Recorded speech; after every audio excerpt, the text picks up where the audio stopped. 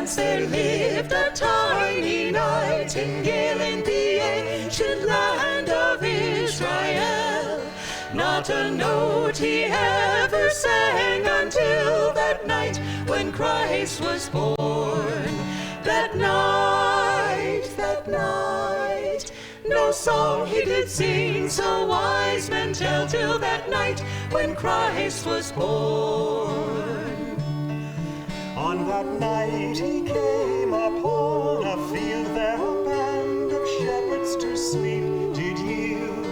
For none knew what wonders the dark concealed, that night when Christ was born. That night, no song he did sing, so wise men tell, till that night when Christ was born.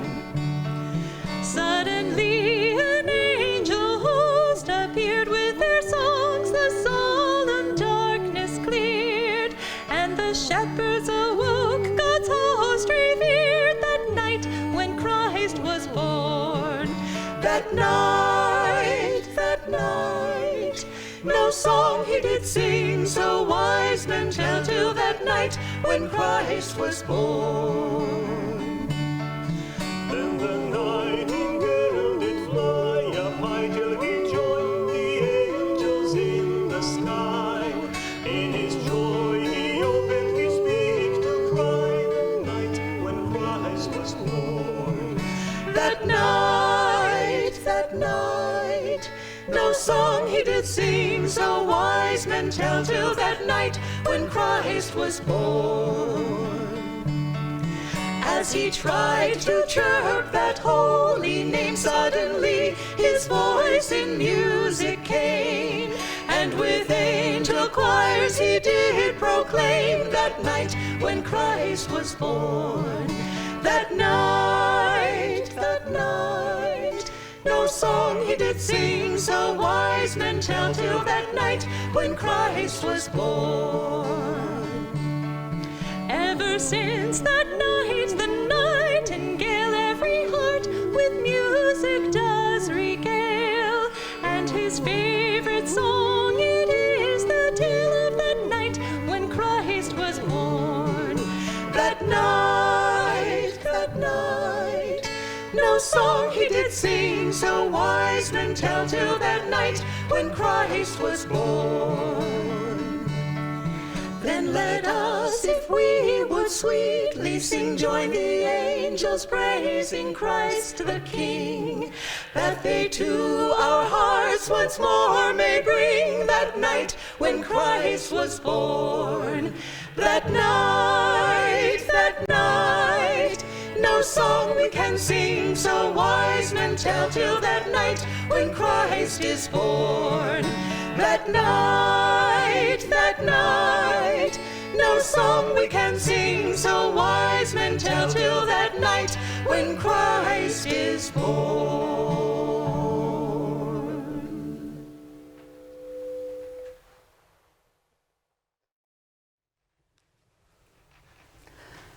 Hello everyone, welcome again to Sunday service at Ananda Village, those online, those in person. My name is Brahmachari Sagar and I have Nayaswami Jaya with me. And the reading from Rays of the One Light for this week is Living in the Presence of God. Truth is one and eternal. Realize oneness with it in your deathless self within. The following commentary is based on the teachings of Paramhansa Yogananda. In the Gospel of St. Matthew, chapter 25, we read of a king. Capitalized for the reference is to God, who welcomes certain devotees to the divine consciousness, saying, I was a-hungered, and ye gave me meat. I was thirsty, and ye gave me drink. I was a stranger, and ye took me in. Naked, and ye clothed me. I was sick, and ye visited me. I was in prison, and ye came unto me. The elect asked him when it was they had served him in these ways. And the king answered, Verily I say unto you, inasmuch as ye have done it unto one of the least of these, my brethren, ye have done it unto me. to see God as residing in every human being, as indeed He does, is to open oneself to limitless opportunities for serving Him. Paramhansa Yogananda, in Autobiography of a Yogi, described a saint who lived in this consciousness as the greatest man of humility I ever knew. He described a seemingly chance encounter with this saint. Another day found me walking alone near the Howrah railroad station. I stood for a moment by a temple, silently criticizing a small group of men with drum and cymbals who were violently reciting a chant. How undevotionally they use the Lord's divine name in mechanical repetition, I reflected. My gaze was astonished by the rapid approach of Master Mahashaya. Sir, how come you are here? The saint, ignoring my question, answered my thought. Isn't it true, little sir, that the beloved's name sounds sweet from all lips, ignorant and wise? He passed his arm around me affectionately. I found myself carried on his magic carpet to the merciful presence. If you would see God, watch for Him everywhere. If you would hear His voice, listen for it in all sounds and also in their supporting silences. If you would know God, seek His wisdom behind merely human knowledge. The Bhagavad Gita in the 6th chapter states, "One who beholds my presence everywhere and all things dwelling equally in me, he never loses sight of me, nor I of him, through all eternity." Thus, through Holy Scripture, God has spoken to mankind. Om, Om, Om.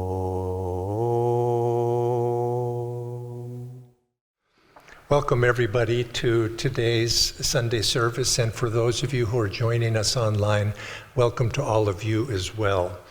And for those of us who are here, we can look out the window and we can see it's a little bit dark, a little bit gloomy today. We're halfway between rain and snow, which is predicted for today. And for those of you who are here, you can take my word for it. It's a little bit gray today, and it's very much representative of wintertime, that time of year we've entered into the shortest days of the year. It's going to be coming up pretty soon. And I think we've all heard, perhaps, when we think about Christmas, we realize that nobody really knows what day Jesus was born on. And the church fathers, apparently, I think many of us heard this, they set Christmas as the 25th December, very close to the solstice time, because it is that dark time of year. And what does Christmas offer us? It offers us hope. It offers us the awakening of light, which is what's needed at that time of year when sometimes it's dark.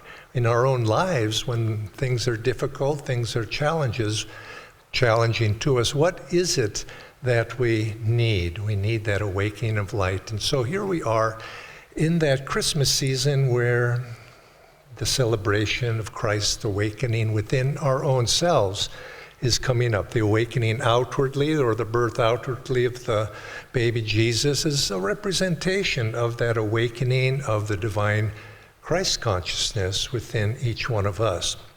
And in the Christian tradition, this is also, for those of you who come from that background, this is a time of year of Advent. And today, Sunday, is the third of the 4 weeks of Advent. Now, I'm not sure if all of you know or can remember from childhood the qualities of the different Sundays, the 4 Sundays. The first one is, any hand, hope.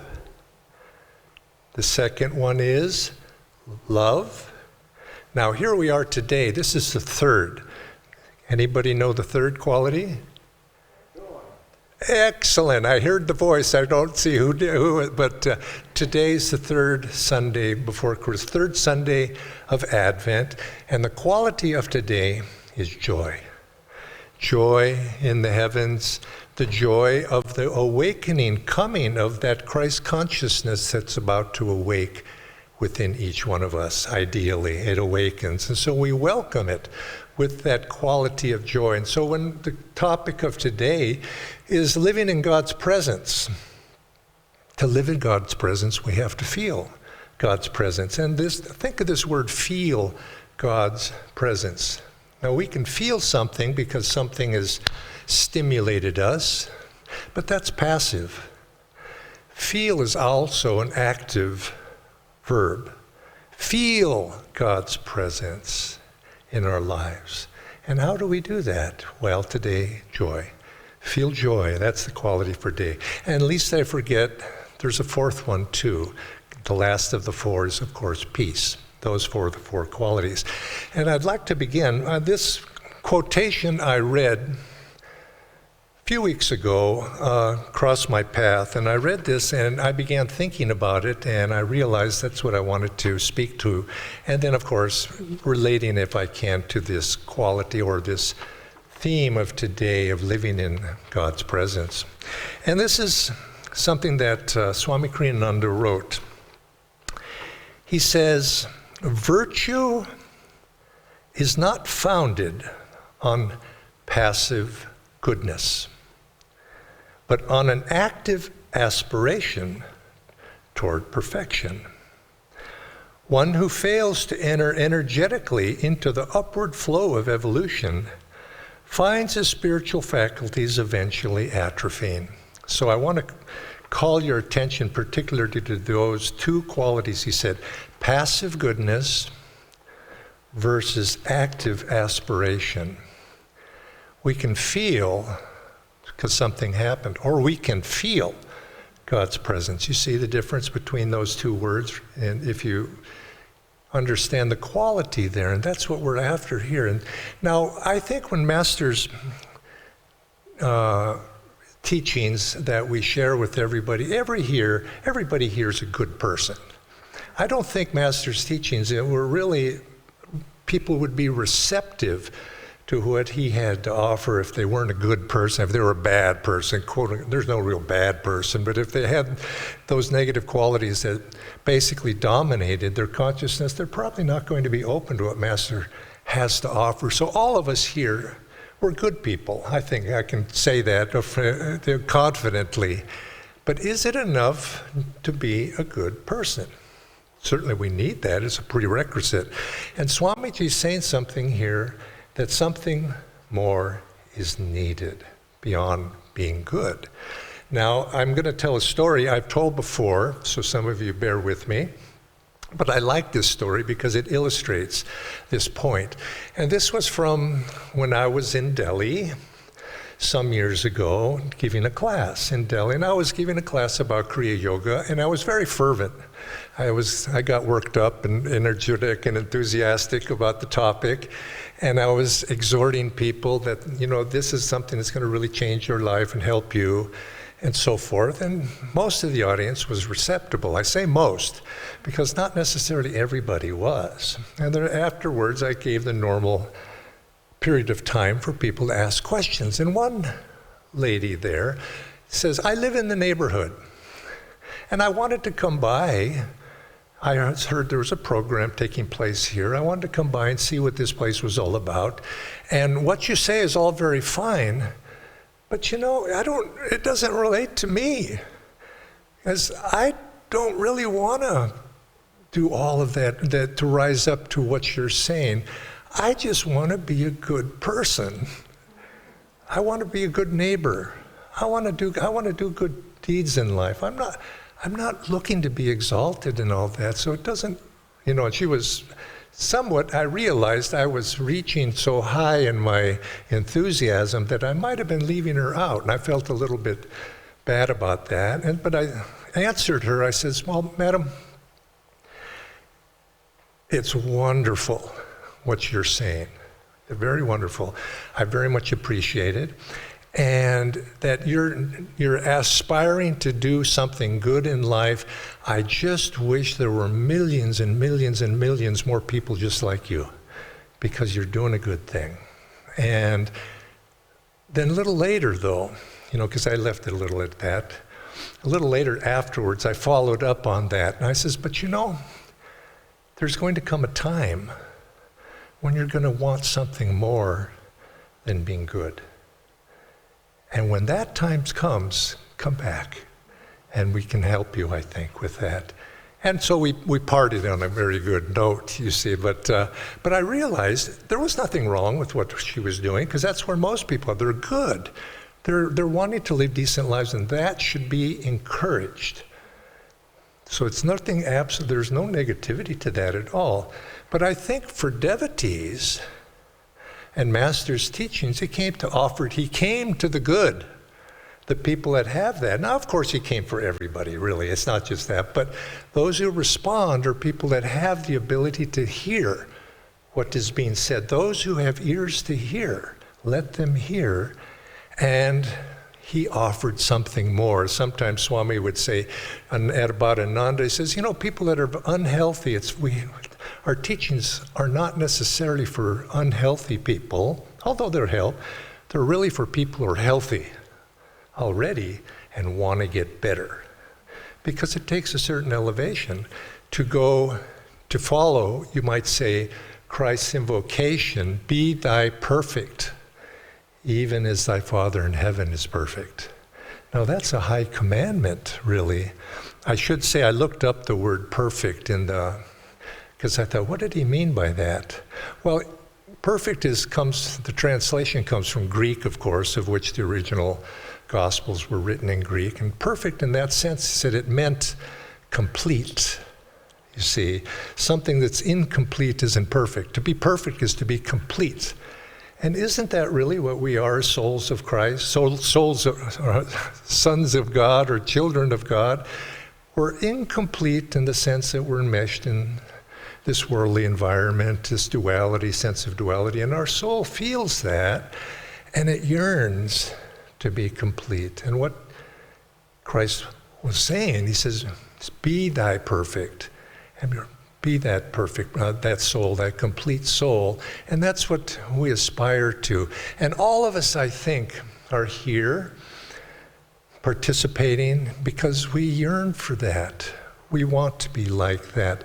But if you're like me, who's dedicated, in a sense, I've dedicated my life here at Ananda and just following Master's teachings, it can be hard sometimes. That continual, as he says here in this reading, striving, aspiring, continue conscious aspiring as opposed to good, just being good, being virtuous in that way. And it reminds me of a story that from Swami would tell about his own life. When we read the autobiography of a yogi, we think to ourselves, and Swami has reiterated this a little bit, he says, oh, wouldn't it be wonderful to be with Master?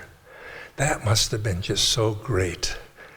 And Swami said, yes, it was great. He says, but it was not easy to be with a great Master because he expected us, me, speaking of himself, he expected us to rise up to a very high level. And he says oftentimes it seemed like a hotel. People were checking in and checking out because they would come in with that aspiration. But to hold one's consciousness up at that level, he says, all the time was a very difficult task. And he said even of himself, he had been there for some number of months, and he said he came into a point where he just felt a certain mental exhaustion. And he said, I just wanted to lie down on my bed and just do something a diversion of some sort, because that aspiration was just tiring me out. And he said, this was very characteristic of Swami. I used to sort of chuckle when I would hear him say this. He says, I just wanted to lay on my bed and read Shakespeare. Now, probably for me, it would be a mystery novel. It wouldn't be Shakespeare. But for that was Swami, of course. He just wanted to get into the language of Shakespeare, and it was just so relaxing for him to be able to perhaps come down a little bit. But again, he was feeling a little bit guilty about that, you might say. But actually, Master told him, and he had said, he was the one who was the originator of that quote that is sometimes repeated. He said to Master, "Am I not trying hard enough?" Because he didn't feel like he was making any progress. And Master said, "The problem is you're trying too hard, you see."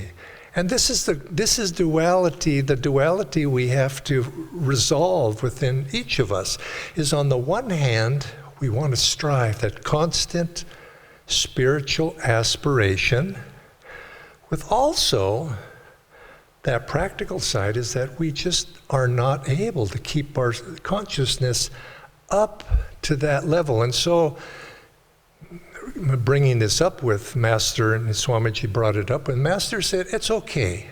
It's okay. You can't keep your consciousness on that level. And I'm paraphrasing here. But he said, it's okay to have a few diversions, to something that perhaps you like in Swami's case, reading Shakespeare. But I'm sure when he said that, he meant diversions that were sattvic diversions, not any old diversions that might occur to us otherwise.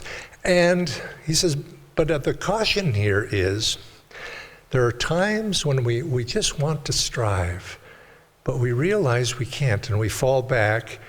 And the problem is falling back and sitting by the wayside, which is all my image would be, I'm tired.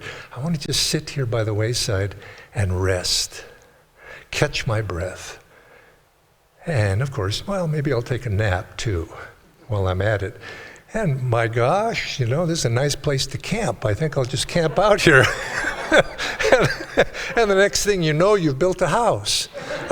And what was I doing? It's like that story of Narada, going to get a glass of water for Krishna. And the next thing you know, what happened?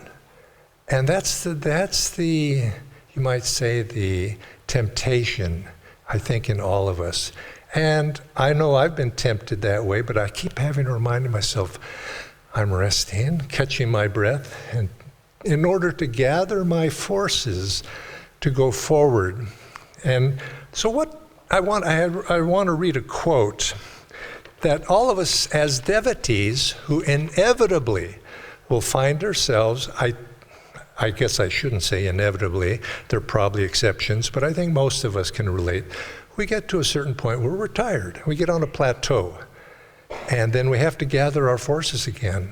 And we read whatever the equivalent of Shakespeare is for us, that we have to summon up that aspiration and not rest too long, you see. Because what happens when we rest too long? We become passive. And for a devotee on the spiritual path, passivity, to feel rather than to feel, you see, to be passive opens the door for old karma to come, for other things to enter in, diversions that will pull us away when we're not affirmative. And this is why Master would say, keep your attention here at the point between the eyebrows. Keep yourself affirming in that affirmative mood, because that's what will protect you, the affirmative positive attitude.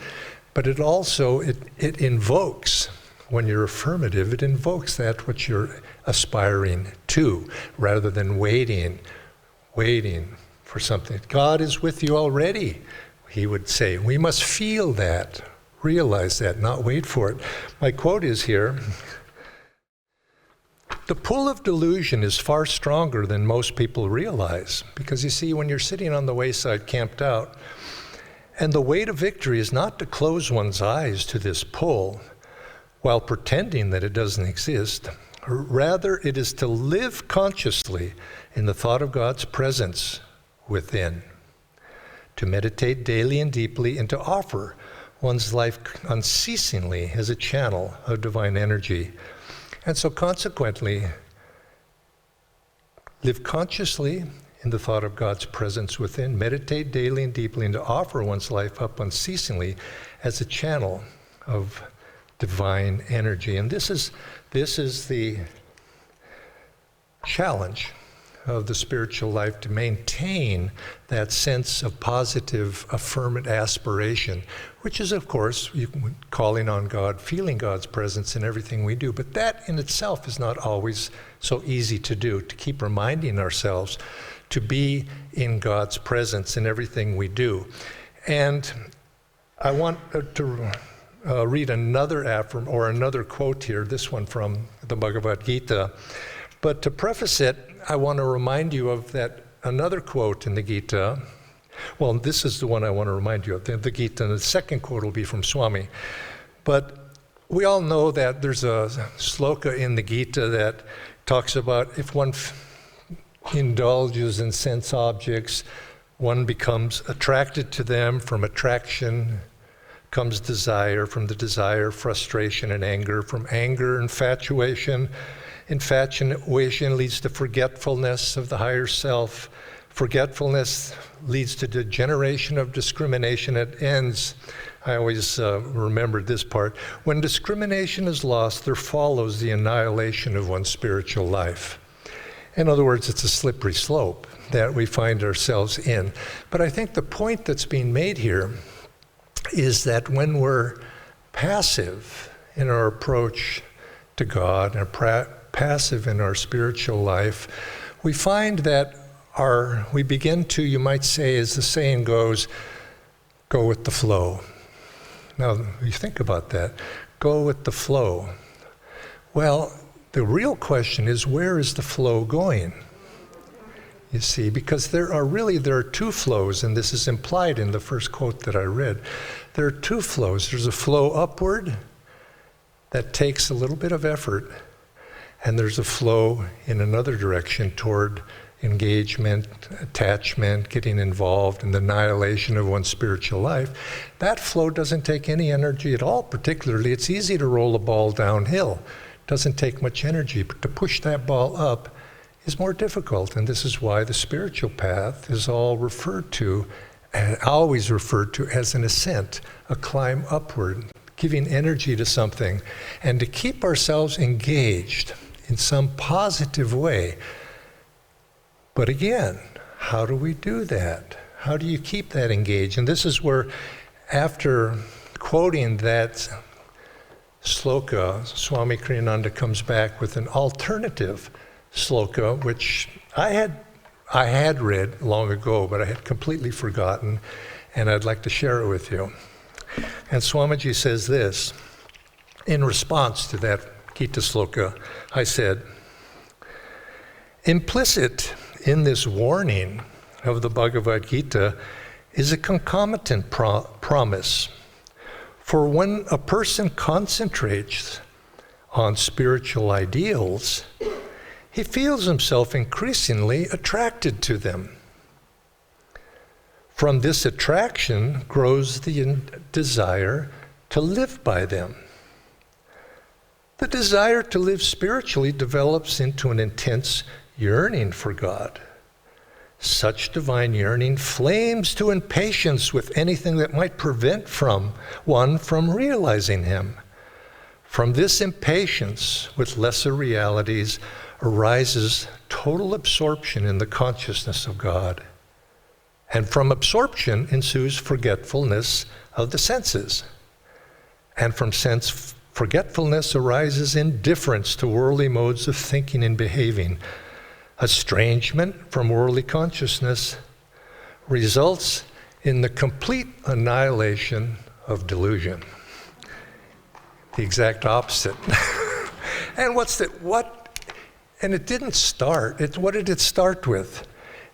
It started with when a person contemplates and concentrates upon spiritual ideals. In other words, we don't have to be exalted in order to follow that path, to put our foot in the boat or our body in the boat that's floating upstream. All we need to do is concentrate on spiritual ideals. And I think that's what brought all of us probably to the spiritual path, is we wanted those spiritual ideals. And when you want spiritual ideals, something spiritual, something positive, the world reciprocates and brings that to you. So sometimes we think, oh, I can't reach that height up there. But to get to the height, we take the first step that's right in front of us. What is positive? What is one positive thing I can do today, right now, tomorrow, the next day, and all so on and so on. And in the concentration of something positive, you put yourself in that boat that's going on upstream. But doesn't happen without making a conscious choice to do that.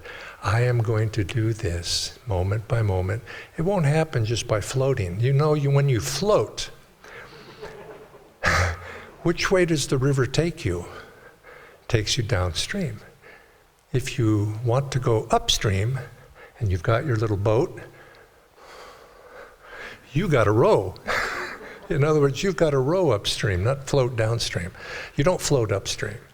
And sometimes I know when I was younger, and that phrase, go with the flow, I sort of thought, oh yeah, just go with the flow and I'll just naturally get to where my heart wants to be.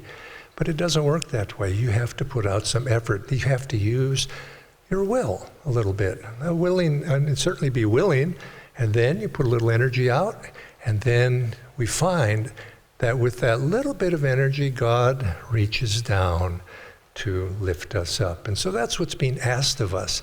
And today, Sunday, contemplating joy, what's being asked in the Advent is to feel that joy. Not to feel joy versus feel joy. You see the difference. We choose. God chooses those who choose Him. I choose Thee, Lord, only Thee. And that's a moment-by-moment decision that all of us are enjoined or challenged to do, to take an affirmative position in our daily life and to live consciously, not just be aware, but consciously aware in everything that we do, and for the positive, moving in a positive direction. And little by little, we find that thing that we're consciously being aware of, affirming, becomes our reality. But start with that strong foundation. We must affirm that foundation, live by that foundation of being good. Goodness gives us the platform that then we can become perfect, because that's what's being asked of us. Be ye thou therefore perfect. And the process to doing that is to go back to what Swami said earlier, live consciously in the presence of the divine. And Christmas season, the festival seasons in all countries, they have this. This is they're reminding us to bring light into the day-to-day activities of what we're doing, especially when that light is needed when things are dark. But we don't need to wait for darkness in order to turn on the light. Sometimes in our lives we can keep that light shining in everything we do and every day. So God bless all of you, and I give you my blessings and wish you the greatest blessings in this Christmas season. Starting off with, what were those four things again? Hope, love, joy, peace. Let us concentrate on those and make them our reality. God bless all of you.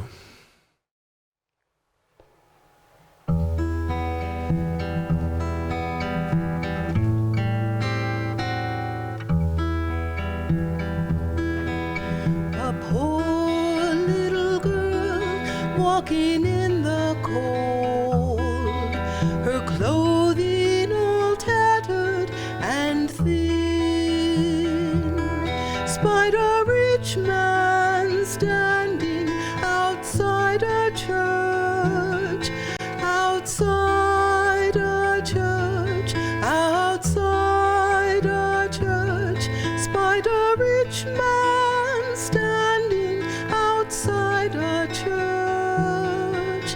The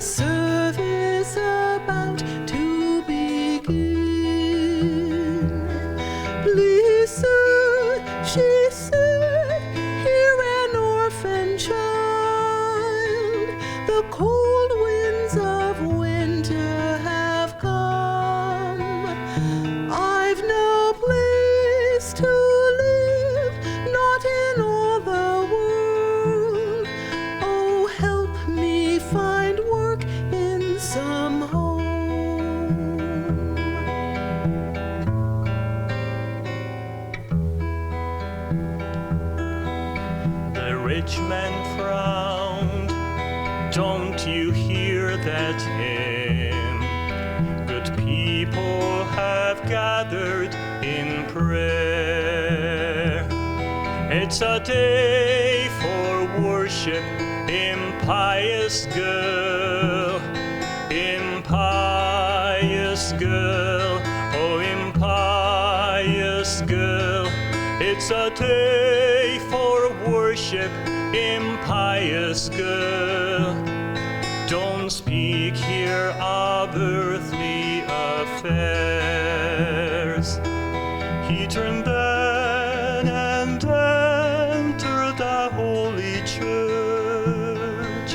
The girl wandered down the cold street, and there all at once she beheld a small boy. No jacket, no shoes for his feet.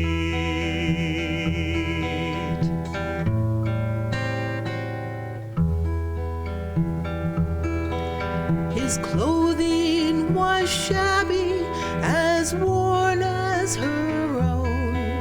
He shivered against a closed door. Alas, he cried, none will take me in. Take me in, none will take me in. Alas, he cried, none will take me in.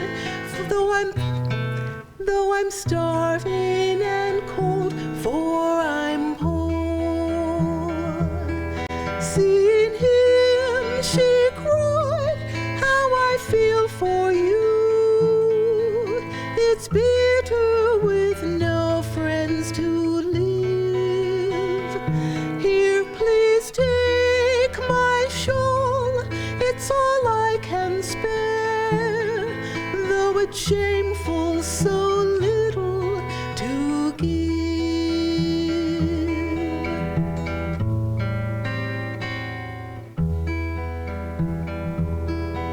She wrapped him all up in the flimsy cloth and kissed his cold forehead and smiled.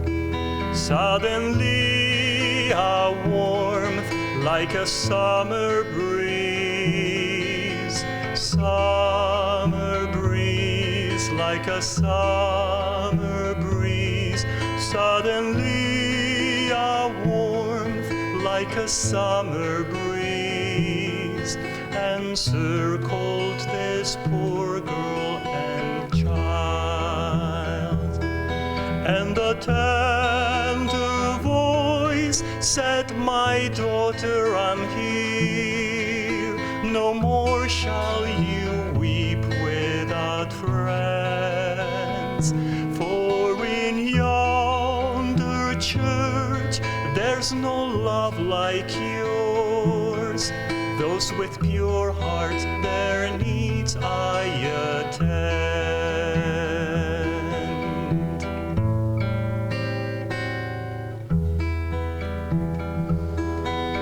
My child, all men's sorrows would turn to joy if they knew that to share is no loss.